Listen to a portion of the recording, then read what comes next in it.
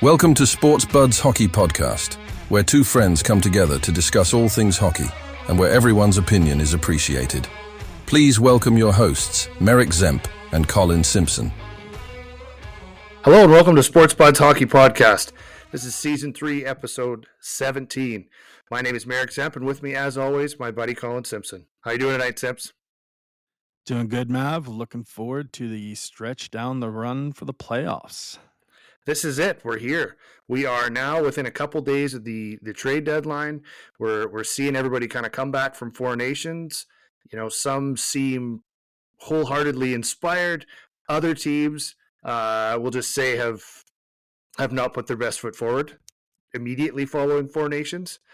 So we'll leave it at that for the moment. But definitely there's room for improvement for some teams after the Four Nations. A little bit of a hangover, perhaps, as they call it, something like that. So, or maybe an actual hangover, I'm not sure.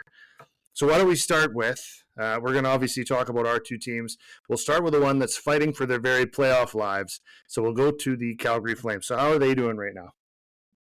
That's right, Mav. Coming out of the Four Nations, you're going to see a bit of a blip, I think, for some teams. You got guys who played quite a bit of hard hockey, and you got teams that got some injuries as well out of there. The Flames only had one guy, I think, there, Rasmus Andersson. Didn't really get much time, so I don't think it really affected him. So the Flames are back at it. They are exactly kind of where they've been sitting for the last three and a half months. They've been sitting bubble for a long time now, but we could never quite figure out if they're going to be on what side of the line they're going to fall on. At any given night, they can be 2 points behind that last wild card spot, or they're just hanging on to it. Right now, they're still doing the same kind of concept with the Vancouver Canucks. Seems to be the team still on their heels right now. So the Flames had to try to decide what they're going to do here from a personnel perspective. Right, you either are usually a buyer or a seller coming up on the trade deadline on the way up here, and they have to decide: is this a season you're going for it, or is that a risk to your rebuild? Right, you're trying to rebuild. You're getting a new stadium in 2027. You're kind of looking forward to trying to make sure you're a competitive team at that time. It's an easier PR thing when you're asking for your constituents to pay the bill for a lot of it, and so we're kind of wondering which way they went. So since we last talked, they did make what would be considered a significant move for the team. The guys they moved out, not maybe significant. So Andrei Kuzmenko, good goal scorer, but he's on the end of his contract. I don't think tough contract. Signed a big contract before he got there, so it was living up to it was at least a part of the problem for him. Correct, and he was healthy scratched most of this season. He just can't. The talent is there. The work ethic isn't. And all they were trying to do was flip him anyways, pretty much. Then they also moved on from Jacob Pelche, which was kind of surprising. So they put him in the waivers. He passed waivers earlier this year. I didn't think they wanted to lose him. He's come back from so many injuries. He started to play half decently. I think he was only put in because that's what the deal was going to take. I don't think the Flames are actively shopping him. But I think he was in that range where you're not one of the top young kids. You're not a top 10, 15 pick. So they brought in Joel Farabee and Morgan Frost. Morgan Frost, pretty good young center. They're probably in the 24, 25 range, so not insanely young. So they still got some room to grow. He's a pretty talented centerman, and Farabee's proven himself a little more than Frost so far. He's been a 15 to 20 goal scorer on a couple occasions and a bit more rough and tumble type of guy.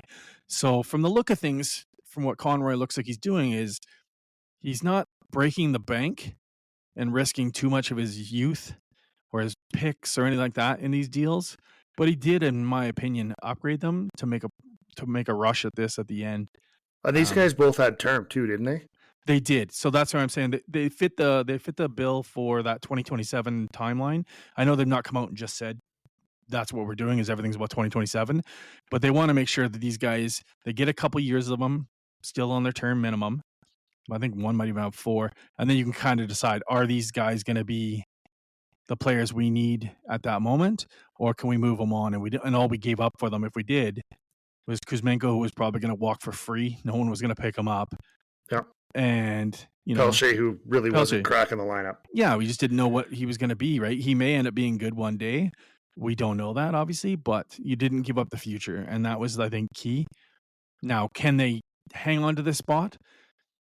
It's hard to say. Vancouver doesn't want to take the spot. They got rid of GT Miller. We don't want to get too far into this, but Pedersen stayed. He's been horrible. I think they can maybe hang on to the spot. What if they don't? It could be the worst possible situation because of what we talked about before with Calgary is Montreal has this draft pick. If it's not in the top 10, right, it's not protected. So if they don't get in the playoffs, they're going to get a half decent pick, a 12th, 13th, 14th type pick, and it's gone. Montreal just gets it for free. Not for free, for $6.5 million. Yeah, I believe. And so if you get in the playoffs, yes, you're still going to lose the pick, right? It's still not protected, but at least you get a shot at the cup, right? Yeah. You're probably not going to win the cup, but that's the whole point, is just to make the playoffs. You think a guy like you were saying, like a Frost or a Farabee, that is like a 15 to 20 goal scorer and a real banger, that kind of thing. You think that's a guy that can make a difference? Well, and that's what they needed, right? They needed another goal scorer. I know they're not going to walk out there in today's age and grab a 40 goal scorer. Just not possible. They're just not out there. And if they are out there, they want to go to a team that's already winning, or you're going to have to give up 3 first rounders. Well, they trade with Vancouver all the time, so I think Besser's available. You know what? And that could have been a thought process, but he's still not fitting that age gap, right? So yes, they need some scoring, but he doesn't fit the time frame for their team. So they needed to get up, and even if it's, by committee, you bring in 2 guys. Let's say Farabee picks up 10, 15 goals the rest of the way, and Frost gets 10. That's a 25-goal ad, in which Kuzmenko was sitting in the press box, and the other guy's not playing. So 25 goals might be the difference when you're only a point ahead or 2 points ahead of Vancouver, and Dustin Wolf's your entire team pretty much. Those might be the ones where when he's playing on his head and they need a goal, that might be enough to squeak a couple more wins and get him in. And I'm hoping that's the way it is, but only time will tell. And how's the record been out of the 4 nations? Well, it hasn't been many games, but it hasn't been obviously great. They've played okay. I've watched a couple of the games. I think it was an overtime loss to Carolina, lost to a Tampa Bay team. It wasn't exactly an easy schedule coming out. Then they finally did take a win against Philadelphia, a little bit worse of a team. So they did beat the Capitals. So I mean, that's correct. So cream of the crop. So I mean, it's a pretty good thing. That's what I mean. Of course, that was after Edmonton was in there. So obviously they played their better goalie for Edmonton. They played their better game for Edmonton. All of that, and then relaxed and probably sat most of their stars against the Flames. A lot of the AHL guys. I think it was the AHL team came up and played that game just because it's just Calgary, right? Why? No sense wasting it. But it didn't work for them, obviously. Of course, Ovi still scored. Even if the AHL team played, Ovi still scores. But here's the thing. Even though it's a tough few games after, I feel like they have to be better than 500 hockey in order to make sure they make it into the playoffs. I think down the stretch, that's what makes and breaks these teams on where they land, whether it be positioning already in the playoffs or getting into the playoffs. It is these making sure you're doing 600, 650 hockey, because you're hoping the other guy is going to play a 500 hockey, and that's going to make the difference. That's one of the things right now. You can see it in the whole division. Looking at the wild card standings, like you mentioned, you got Vancouver right behind Calgary, and they're close, but they seem to have no interest in taking this either. They've got 1 win in the last 5. You've got then St. Louis, we wrote them off a month ago. They were 8 points out with lots of teams to pass and everything else. They've won 4 out of 5. All of a sudden, they're a point behind both of those teams. And I mean, they're looking like they could be the ones to do it, even though they're with the deadline coming up. It sounds like Armstrong is farming everybody out, and anybody that can get a good offer is going to get moved. So whether he's going to change that plan now that they're, a point or 3 or whatever out of the playoffs, is a big difference. And then you've even got Utah that's really only another point or 2 behind them. So it got really, really clogged with nobody really wanting to win, because Utah came out of the break, and I think they won 3 out of 5 as well. So everybody that didn't, everybody that got 2 points out of 5 or out of 10, that kind of thing, they all kind of fell back, and a couple of the ones below caught up. So all of a sudden, it's a really tight race there. And that's what makes it so difficult on GMs at this time of year for these fringe teams who, like you'd mentioned, like St. Louis, in all rights, should be doing exactly what Doug Armstrong's plan is to restart that rebuild at St. Louis. But what does that say to the players that stay if you are only a few points out now and you're shipping off players? So the guys who are still in the dressing room going, man, like my guys do not believe in us at all or are not willing to give us a chance, right? They're going to sell us down the farm for 4 years until they bring up a new crop of people. Okay, well, why am I here then? Well, yeah, if that's the case, then move me also. You don't want to be the last one there, right? You don't want to be the last guy that's over 30, the last guy that's had a good season in the past. You want to be out of there as well.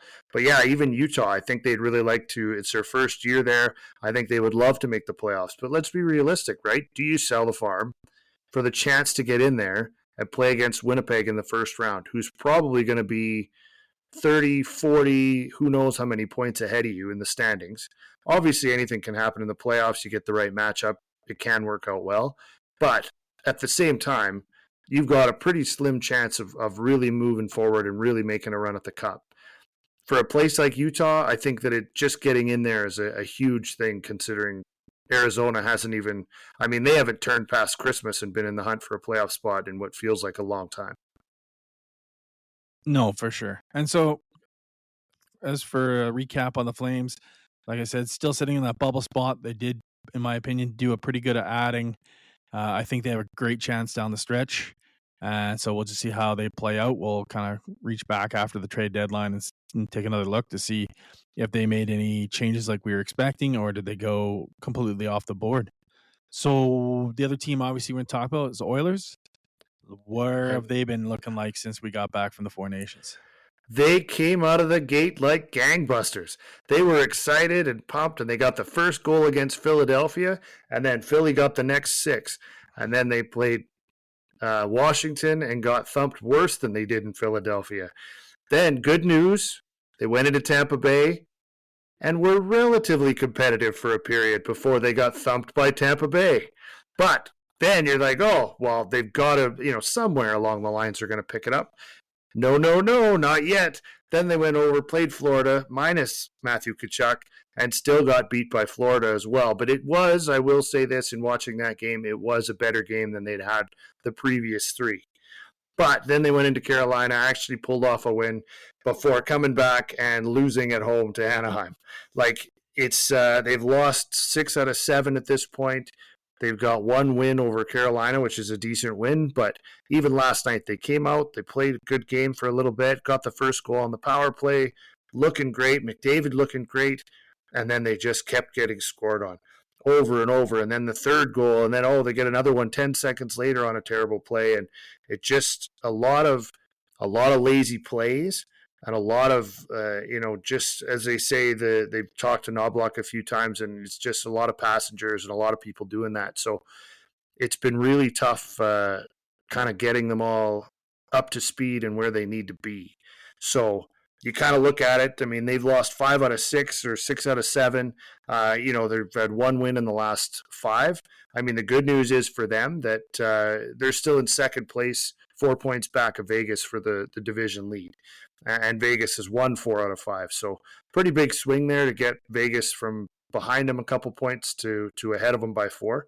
But, we'll see. They got to turn their game around. And in reality, this Oilers team knows that they have to do it for the playoffs. They know that that's when it's going to matter, because I don't think there's any debate whether the Oilers are going to make it to the playoffs or anything like that. They're really only 7 points out of, 8th place, but the feeling is that they'll get there and it shouldn't be an issue. But at some point, you got to start playing like the Stanley Cup contender that everybody thinks you are and that you think you are. So are they coasting until the playoffs or until it gets close so that they can just bring their A game for that 2 months that they need? Or are they trying to find their game and just not quite able to do it? There's been a lot of talk about what they've done, and I saw a really good stat the other day, actually, was after 60 games last year, they were plus 47 for goal differential. This year, they're plus 17. That's a huge difference. And sometimes it's just shelling guys and whatever else, but other times it's getting beat. Like they're getting beat big. They lost 6-2 to Anaheim. And yeah, Anaheim's playing better and they're not that bad a team and everything else, but it's still Anaheim and they should still take those points. There shouldn't be that debate on that game, right? And so they're losing some of these. As soon as it gets bad, they kind of fold up a little. So we'll see if that can really change, and really see if the compete level can change for them to really see them deliver what they need. And yeah, they obviously have the talent level to become the champs this year. But I've seen in other sports and times like that, just because you are more talented than everybody else, if you get yourself into a bad rut, like you said, lost 4 coming out, and again, this is now a trend for the Oilers, in my opinion. This is not the first time we've seen this. Every time they start a season, they start horribly. Coming out of breaks, they do not do well. They do well once they kind of get into a groove, but they don't do well coming out of breaks. It seems to be usually that's a more of a mental thing, because at this time of the year, this isn't a did you train well in the summer. This is a when you get away from the game for a bit. Are you that focused of a team, or are you just so talented you play through that poor focus? And sometimes I wonder if that's the case in these mental lapses after these breaks. Now, I'm sure it'll come around. And again, it gets back to where you get on a roll and the talent starts running. And when you're having fun, I think that's a big problem with real talented teams. When they're doing bad, they play their best when they're, free flowing, getting goals and it's moving well. And that's exciting to them. That's good hockey. And Well, sometimes they don't bounce back out of these, because teams that are winning these 2-1 games and grind type games, for them to lose a couple of grind type games, no big deal. They flip the switch and they win the next couple of grind ones. Well, the Oilers are used to having pretty easy mode most of the time. Yeah. And so taking 4 big losses to teams that shouldn't be. Now, will this just be a wake-up call? Hey, guys, we're not guaranteed a cup. We need to come out and actually play each game. Only time will tell. And as you'd mentioned, you are 4 points behind Vegas. You're still sitting a few 4 points ahead of the Kings, although 2 games at hand does squeeze that up real quick. I think it's just 1 now for them. I got 2 according to what I'm seeing, 59-61. So that could be a 4-point swing. I don't like LA as much as people do, and they're definitely not going to fall out of the playoffs. There's no doubt about it. But do you think this team's going to add anything major at this deadline? Well, I do. I mean, they already picked up Trent Frederick from Boston, which, like you just pointed out, you think is a pretty big deal, because a guy who scores 15 to 20 goals and adds that physicality, you already mentioned that that's a big deal for you. So I know that you probably like this trade for them, because that's what they need as well. But yeah, I mean, there's no reason. I think the big debate for them really is going to be Evander Kane. So what Evander Kane are you going to get, or are you going to get it at all? So there's like a few different options. 1, you move him and save his money and spend it elsewhere. 2, you leave him on LTIR, just like the Tampa Vegas model, right? That suggests that that you can do that. Where you sit the guy right till the playoffs and go from there. So if that works, then they sit him all the way to the playoffs, go from there, and then he comes back. But is he a good enough player at that point? Or he comes back and he's just the playmaker that they need. He's the guy to get some goals on one of those lines. You move a Nugent Hopkins, put him with Draisaitl, put Kane back with McDavid, and off they go. Kane, Hyman, and McDavid on one line. Then you've got maybe a Podkolzin or Arvidsson or something like that on the second line with Draisaitl, or maybe even Savoy at this point. And you've got Kane, Savoy, and Draisaitl out there. Or, sorry, Nugent Hopkins, Draisaitl, and Savoy out there for a second line. All of a sudden, you're going to get that, right? And it's going to make a big difference. But we'll see what that looks like. I think they're going to go for a defenseman. The game against Anaheim last night, I don't know that convinced them that their goaltending is good enough, but they did start their backups. So, but you still gave up a couple. Like you mentioned, the fun part, the freewheeling, fun flowing, all that stuff. You know what? When it's 4-1 and you give up an easy goal, so be it. It doesn't really matter. Yeah, he probably should have had it, but it's not a big deal. when you're tied at 1 and it feels like you've been working your ass off to try to get it tied at 1 and you give up a goal, it deflates you. It just takes it out of you. Yeah, there's no doubt about the fact that Kane can be the factor that can put this team over the edge. He's had good playoffs. He's a playoff type player. Gives him a different edge compared to a lot of the other players, which are more kind of smaller skilled players. Now, will it disrupt flow? Well, looking at the way they've come out of the break, I guess that'd be a good disruption at this point. But I questioned way back earlier in the season when they were playing so well, sometimes that add is a subtraction. I agree with you. I think you'd mentioned earlier that the plus 17 for goals against, goals for this year differential is really kind of, I'm not going to say the goalie's fault or the defense's fault, but they are one of the top scoring teams still in the entire West for goals. So that tends to mean that you're probably giving up too many. And obviously that sounds like a broken record when we're talking about the Oilers or the Leafs. I feel like we just say it over and over, even in years when they're playing better. But it's just no matter what you look at, when you look at a team like this, it's always going to be the question, because you're never going to question, did we have enough up front? Right? You can't say that with Draisaitl and McDavid out there and Nugent Hopkins. Like, there's no other team that's got that much firepower up front. So you're always going to question the back end. Yeah. Even with that, though, you've got Nugent Hopkins aiming for about 50 points. You've got Hyman going for about 60 points. Like, these guys are not, they're not doing what they can either. And again, nobody really cares as long as they're holding that cup up at the end of this season. But at some point, you'd think you'd want to be putting your best foot forward and, go on that 6, 8, 10 game run where you lose 1 game out of 10 and you look dominant. It doesn't matter who you play.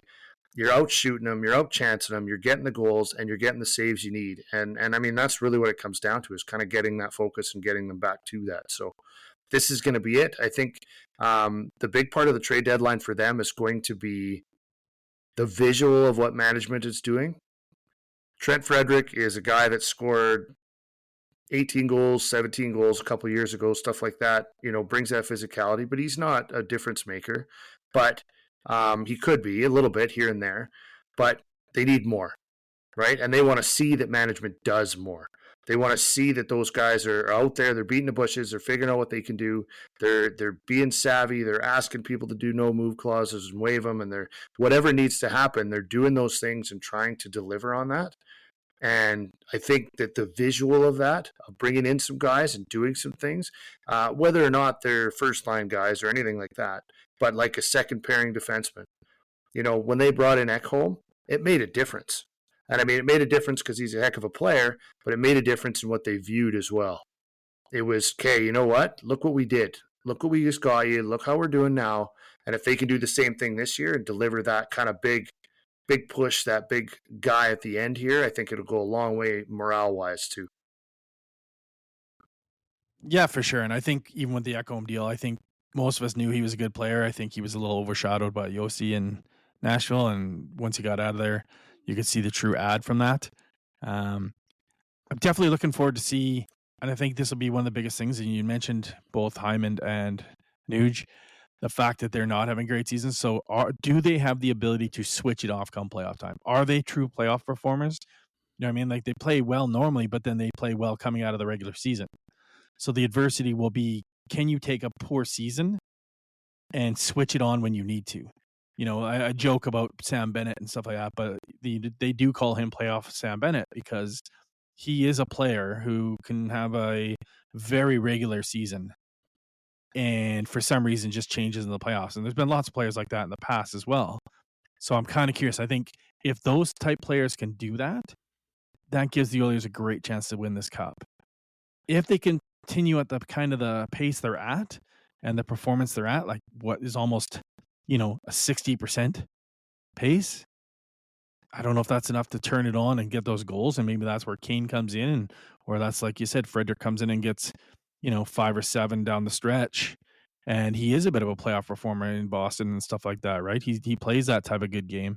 So it'll be interesting to see. Obviously, they've still probably, I'd say, are probably still the cup favorites. from most people's perspective, even though maybe some other teams have been killing it a little bit better this year. Like you're looking at Winnipeg, but you still will never count out McDavid, just like you didn't in the Four Nations Cup. At any given time, he can come up big and win it all. So looking forward to the rest of the stretch and see where our teams end up. I can't wait. I really hope that I hope they can get to the top end. I hope they can pass Vegas, get that first place spot, and hopefully avoid another LA Kings first round opponent. They're just a big, tough team that seems to just beat the crap out of everybody. So it'd be nice to avoid them because there's no way they're getting through the first round. So let them beat up on Vegas for once.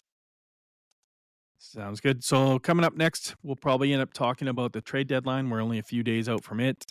We'll kind of delve further into all the teams, see who are the sellers, who are the buyers, and where they're kind of sitting going into the last little playoff stretch with no more roster moves really available to be made.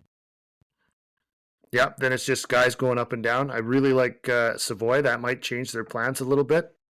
Seems to be doing well right now, so that might make a difference too. And it's going to be exciting. There's a lot of talk about a lot of big names.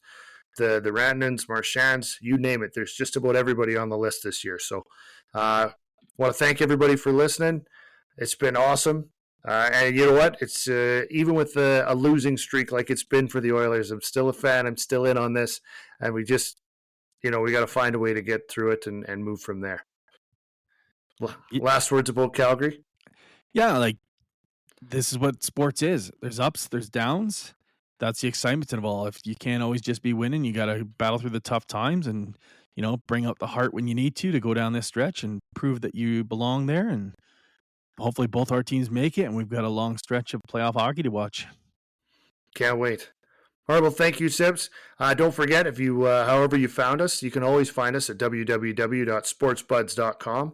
That's SPORTSBUDZ, or Z for you American folks, .com.